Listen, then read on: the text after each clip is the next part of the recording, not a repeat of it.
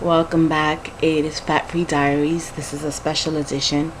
It is 9/11/2011 at 7:21 this morning. Um, I woke up early, couldn't really sleep too much. There's a lot of coverage this weekend over the September 11th terrorist attack, and you can't help but to think where you were and what you were doing. And my 9/11 story is this. I had been out of work for a couple of months. Something like 3 or 4 months. I was still in school, so I wasn't too stressed out about getting a job, but I had never until that point in my life been without a job. I'd been volunteering since I was 11, and as soon as I had my working papers, I'd always work every summer, and then when I was old enough, I'd be right after high school, I was working full time all the time. I had never been without a job for more than a week or two until the next one came. So there I was without a job, and I had interviewed at building number 2 and building number 7. And I had gone back a few times because when you're interviewing in corporate America, sometimes they interview you 2, 3, up to 6 times. A lot of different people want to meet you, and first it's HR, and then it's the department you might be working with, and after you've met with several departments, then they let you know if you're going to be working with them or not. And needless to say, I can't remember the companies. I just remember how beautiful and absolutely enormous these buildings were, and going in there and hoping with every last breath of my soul that they would hire me and I would be working there. I remember telling myself that Friday before, if I don't get called back, I'm gonna go in person first thing Monday morning. I'm gonna go in person, and I'm gonna just find out what my status is and if they're gonna be calling me anytime soon, and just show my face. And sure enough, an interview that I had Thursday with a lawyer over on 47th Street, he called me on Friday, not too much after I had made this decision, and said, congratulations, you start Monday.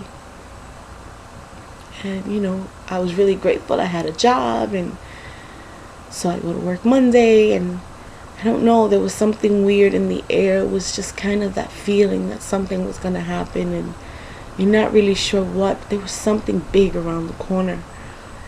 And it's a feeling that I would sometimes get when somebody in my family would pass away. And it's a feeling I can't say I hate it, because it kind of always prepared me for something that was coming, but a feeling that was uncomfortable nonetheless. And then September 11th came, and I remember setting my alarm for 5 o'clock in the morning. Truthfully speaking, I set it for 5 p.m. and I woke up, and it was something like 7:30, and that's barely enough time to get downtown, because you got to get ready, and you got to make sure your clothes are right, because when you're working in corporate America, everything got to be tight. And it was also voting day, so I had to stop and vote, because I believe big time in voting. Too many people have lost their lives and put time and effort and all kinds of nonsense just to be able to have the right to vote. So I had to vote. And then I remember getting on the train, and the train kept getting stuck, and they were like, oh, that there's a fire down at World Trade Center. And I kept thinking to myself, yay, I have a real excuse as to why I am mega late, because it was already something like 9:30, almost 10 o'clock. And then I get in the car. I took a cab cross town because I knew I wasn't going to have time to get a transfer train. And I see this hole in the building, and I guess it was the shock factor. I was like, well, I'll hear about it in the news later. I just got to get to work. I got to get to my new job. And then they said that the buildings fell. And still it didn't click that would have been the time that I would have been going to work. that would have been the time that I would have been at my office in either one of those two buildings.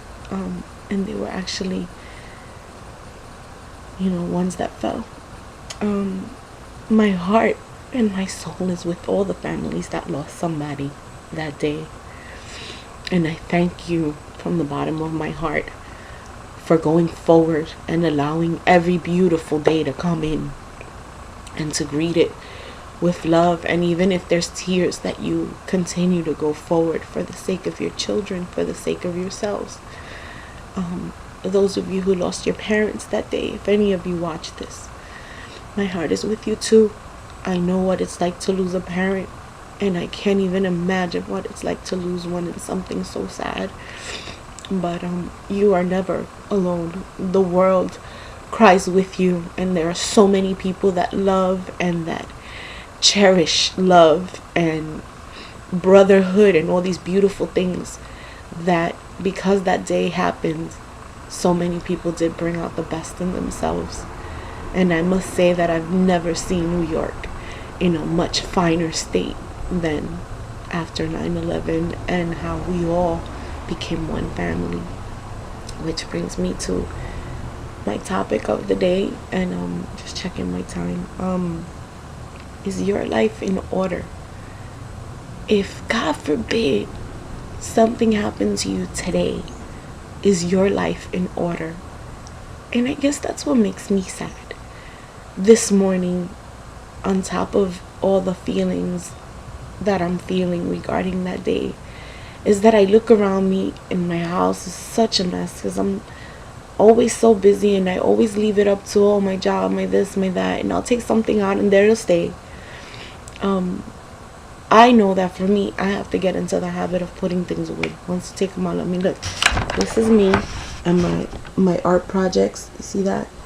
I have another one like literally right behind me. It's for my new nephew. I've been making this beautiful quilt for him. Not that it's that perfect, but I'm trying. I'm not Martha Stewart or one of these awesome people that can do the and then suddenly they have like a blanket for everybody. Is your life in order? I mean, I look around and my love is in order. The people that I love know that I love them. The people that love me, I know that they love me. I got my issues, with family. Y'all don't know about that. But I still love them. Because if I didn't, then it wouldn't hurt so much when we don't agree on things. But that part is in order. And that, I know for a fact, is something that I will cherish always. And when the next life comes, if it really does exist, which I believe it exists, I can take that love with me for sure. But is your life in order? Are your finances right? The goals that you've been setting for yourself. There goes my alarm. I gotta get up. I gotta wake up. Are those things in order? If you end up passing away right now, I know it's a sad thought. It's a crazy, wow. Could your partner handle it? Could your partner take care of everything that you normally take care of? And if not, then you need to prepare them. We need to be prepared, especially when there's kids involved. Anyway, that's my time. I'm not really going to do much more today. I just, my heartfelt condolences to anyone who's lost anybody because of hate. Not just in 9/11, but just anybody that just doesn't know that love is stronger than anything else. And we survive. We're not going to stay down. We survive. My name is Ellie. This is Fat Free Diaries, and it is 9/11/2011. Have a great day.